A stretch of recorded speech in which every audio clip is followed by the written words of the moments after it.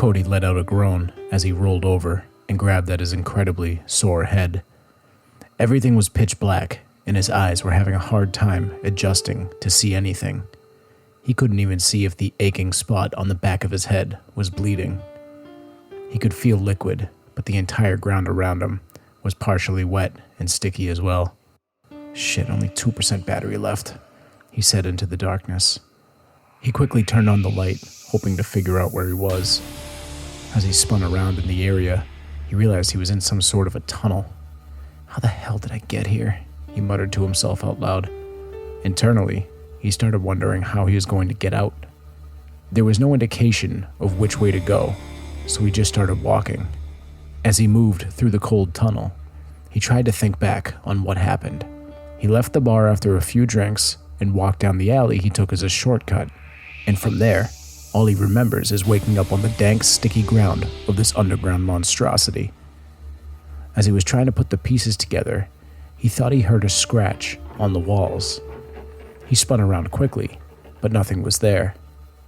Without hesitation, he turned back and picked up his pace, hoping to find a door or any sign of a way out. A few moments later, he heard the same thing. A scratch on the wall behind him.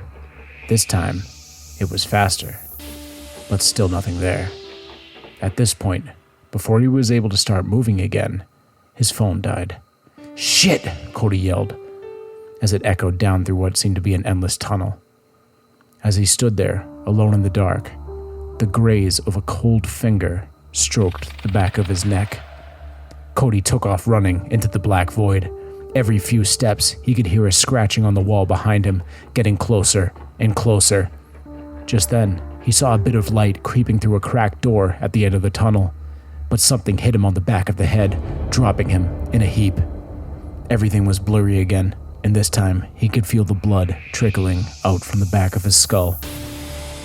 He felt someone grab his leg and start dragging him. He looked up and saw the figure of a man that he could see directly through, dragging him away from the safety of light. As Cody began to slip out of consciousness, he heard the man say over and over again, "He'll do. He'll do just fine. He'll do. He'll do just fine." I'm Jesse Wilkins, and this is Hometown Ghost Stories, Portland, Oregon.